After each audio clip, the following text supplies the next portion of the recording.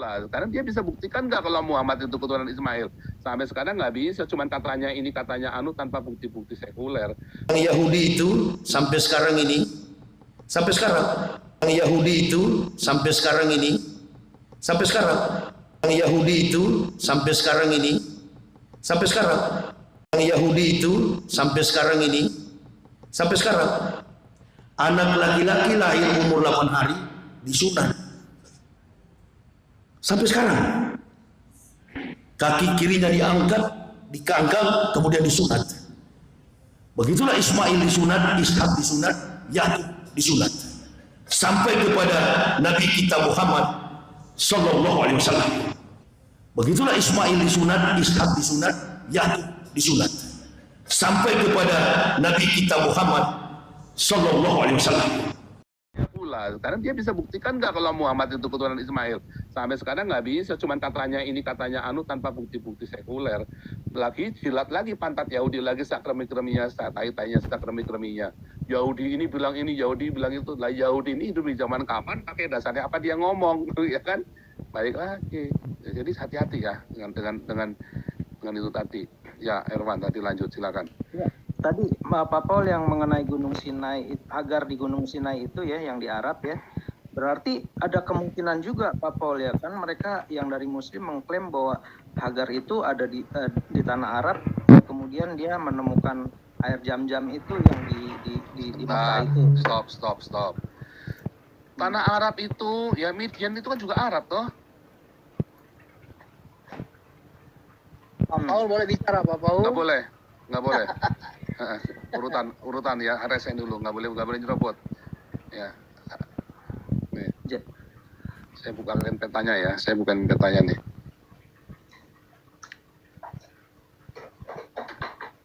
Jadi ini ceritanya di mana, terus langsungnya kemana? Nah itu tadi orang Islam itu ya, saking itulah menjadi Islam itu menjadi bodoh, dan kalian orang-orang Kristen ikut di framing dan ikutan bodoh. Makanya saya kalau ketemu seorang Islam ya, samain dulu terminologinya nih. Karena orang Islam itu suka bikin terminologi antar mereka sendiri aja bingung. Muhammad aja bingung terminologinya, Muhammad aja bingung. Contoh nih, lihat tanah Midian ada di mana tanah Midian? Dan saya mau tunjuk Mekah, di mana Mekah?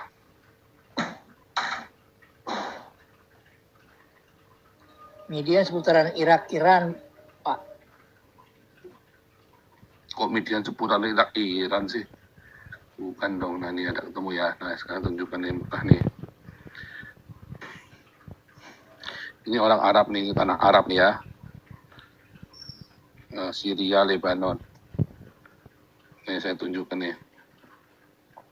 Ini Mesopotamia, ini Babel. Irak, Babel, ini Iran, ini Elam, ini Iran, ya. Ini Syria, ini Lebanon, ini Israel, Yerusalem, ini Mesir, ini Ethiopia, ini Sinai Peninsula nih yang merah nih, saya kasih merah semua nih.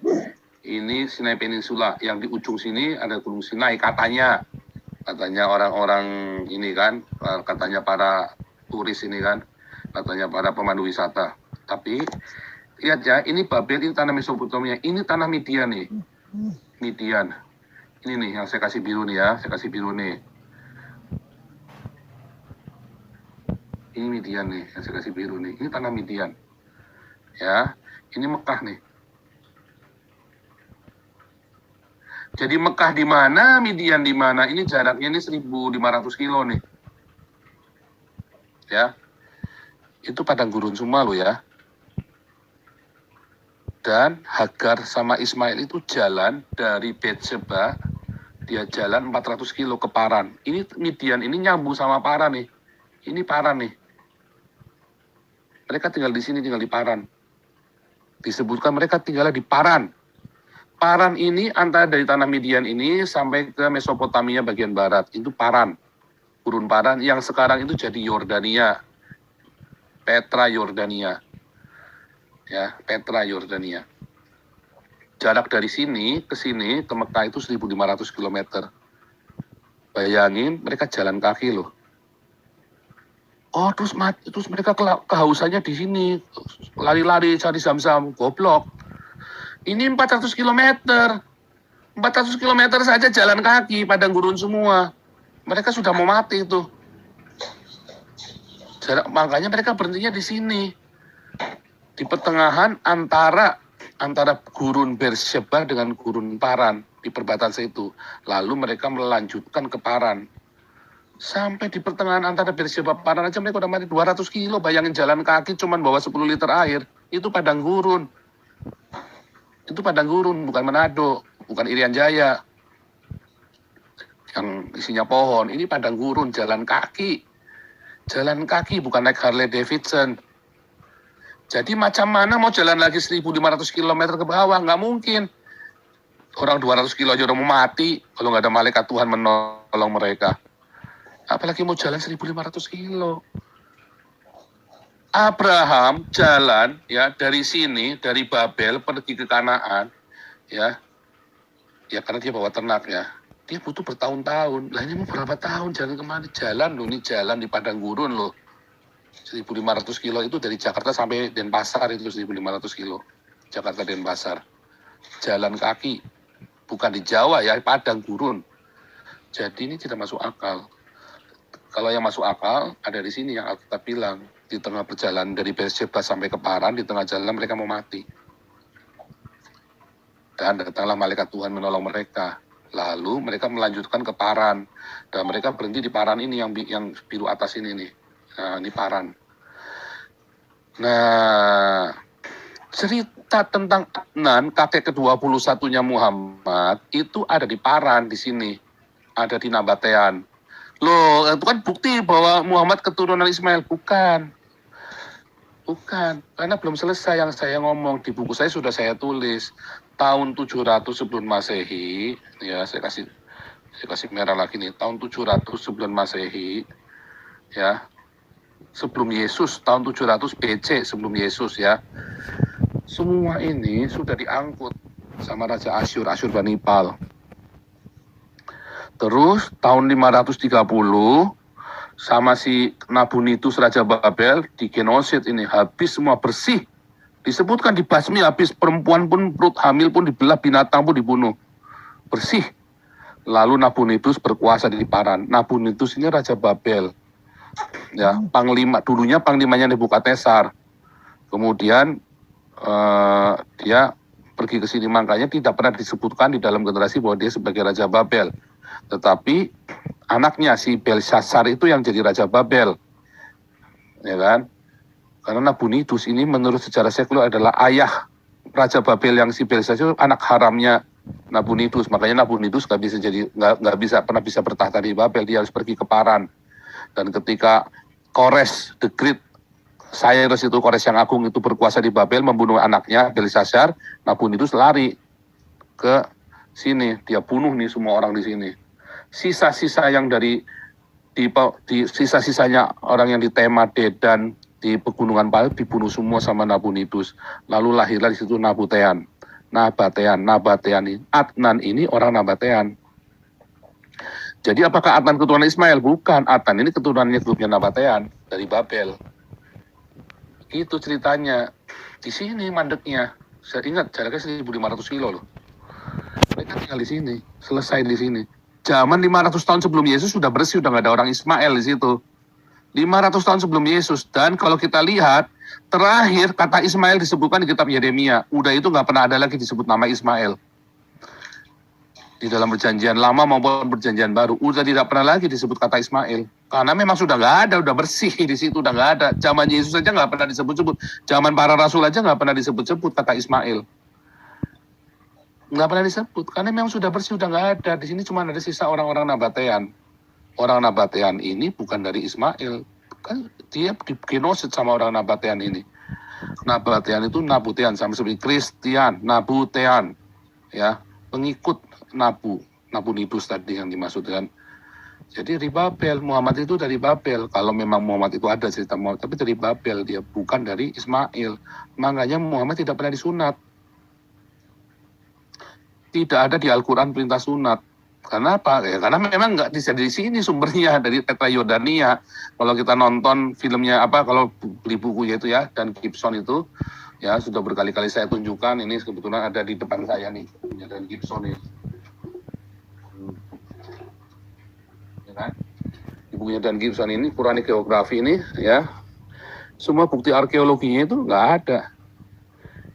Mekah itu nggak ada kota namanya Mekah zaman dulu nih ya, Quranic Geography ini Dan Gibson. Nah, di Amazon itu pakai bahasa Inggris, 40 euro, ya, 40 euro itu 600.000. Nah itu contoh begitu, jadi nggak ada itu cerita itu ya. Kemarin Dan waktu tidak ada yang bisa bantah saya. saya lihat penjelasannya di itu gambar petanya tuh Pak Paul, penjelasan petanya Pak Manahem itu Gunung Sinainya dilukiskan di dekat Mekah, makanya saya Salah jauh banget. bingung juga itu gimana Salah. nyebrangin lautnya. Salah. Tadi sudah saya tunjukkan di ininya saya. Ya tadi dijelaskan di sana kok di dekat Mekah Gunung Sinainya gitu. Berarti kalau Bapak bilang Hagar di Sinai itu, wah ada kemungkinan juga memang di Hagar di situ kan di Safa Marwa itu kan Enggak. Enggak ya, Salah. berarti penjelasannya dia salah petanya itu Pak ya. Salah petanya dia. Bisa Memang sesat ya. Gambarnya di dekat Mekah saya lihat. Salah nih, saya tunjukkan nih. Saya tunjukkan yang benar nih. Saya tunjukkan yang benar ya. Makanya nih Profesor Gadungan diajak ngobrol ya jadi begitulah. Ini saya tunjukkan nih petanya nih. Ya, saya kalau kasih lama karena ini penting ya, informasi penting makanya saya kasih. Saya tahu itu, saya Menahem Ali itu nggak pernah berani debat sama saya. Nggak pernah berani pokoknya dia itu. Karena dia tahu dia ngawur dan saya yang benar. Makanya dia cuma bisa monolog doang. Lihat ya. Ini orang Israel. Menurut teolog-teolog zaman dulu, orang Israel itu pergi ke sini. Pakai merah. Menurut teolog-teolog zaman dulu, orang itu pergi sini, terus nyebrangnya di sini. Salah. Nah, ini kan daerahnya Mesir. Bodoh banget kan? Ini kan daerahnya orang Mesir, ngapain dia juga pergi ke sini? Makanya dia perginya kemari. Yang benar. Karena sama ini kan Goshen. Goshen itu di sini, maka mereka perginya turun ke sini, turun di sini. Ini Pihahirot, dia nyebrang ke sini. Bukan dia muter-muter 40 tahun di sini, kan dibilang 40 tahun muter-muter di sini. Orang di belakang tanya, nggak di sini nggak ada tulang belulang. Dia bilang nggak ada. 2 juta orang Israel 40 tahun mati di sini semua katanya. Tetapi tidak ada tulang belulangnya. Ya nggak ada lah, muter-muternya bukan di sini. Muter-muternya di mana? Ya turun ke bawah sini, terus dia di sini di Pihahirot dia nyebrang ini. Ini kan daerah yang paling, ini kan sempit banget tuh, lihat nih. Nih saya perbesar ya, saya perbesar nih petanya nih. Tuh, ini kan daerah yang ini selat dan di depannya ada tutupan. Makanya ketika ada angin timur dia bisa nggak terbelah? Bisa. Laut itu bisa terbelah, ya kan? Karena misalnya nih tsunami, bisa nggak terjadi tsunami? Terus ini hilang semua nih, seluruh laut ini hilang semua nih airnya. Bisa, kayak yang di Thailand terjadi di Thailand, kayak yang terjadi di Aceh. Bisa kan itu tsunami? Bisa. Terjadi tiba-tiba kering dan mereka nyebrang tuh. Mereka nyebrang. Terus mereka nyebrang sampai ke tanah Midian. Terus tiba-tiba kayak di Aceh kan, orang Mesirnya turun ke laut ngejar. Terus airnya membalik. Tsunami itu kan sebenarnya ngajarin ke kita kan bahwa apa yang terjadi di Alkitab itu beneran ada kan. Mereka nyebrang di sini. Inilah tanah Midian. Di sini ada Imam Yitro. Ya, inilah tanah Midian ada Imam Yitro dan inilah Sinai ada di sini. Inilah di sini Petra, Gunung Petra, Kades Barnea dan mereka inilah Yeriko. Mereka pergi ke sini, muter-muternya 40 tahun di sini. Inilah Paran. Tengah-tengahnya itu ada Paran. Antara Sinai dengan Yeriko, ya ini kan laut mati ini. Laut mati ya. Di sini ada Paran. Itu ya. Jelas banget. Balik lagi sama dengan yang di ini tadi. Oh, ini kan sama kan? Ini kan dari Goshen, dia turun ke bawah, dia nyebrang di sini. Inilah Midian, inilah Gunung Sinai, ini Gunung Petra, ini Yeriko. Ya, inilah Paran, Yordania ini kan. Yordan ini kan tulisannya Yordan tuh. Itulah Paran. Inilah Sinai di sini. Bukan di Mekah. Jauh bener. Mati. Orang Israel suruh jalan ke sana. Coba mau bayangin orang Israel pergi ke Sinai sana coba. Misalnya nih orang Israel di sini nih ya. Ini kan Medina. Mekah tuh masih di bawahnya nih. Lihat nih ya. Ini orang Israel dari sini turun ke bawah. Terus dia nyebrang. Dia masih turun lagi kemari kan. Mampuslah dia lah. Terus dia naik lagi. Mati. Mati langsung tuh. Jauh bener. Ini masih Medina di sini. Ini kesini 1.500 kilo loh ya. Mampus lah. Mampus. Logika itu masih pakai itu loh. Alkitab itu itulah orang itu yang nulis juga orang pinter ya. Alkitab itu orang Yahudi ya. Lihat ya, kelihatan kan? Nah itu loh. Oke, lanjut. Skip dulu ya.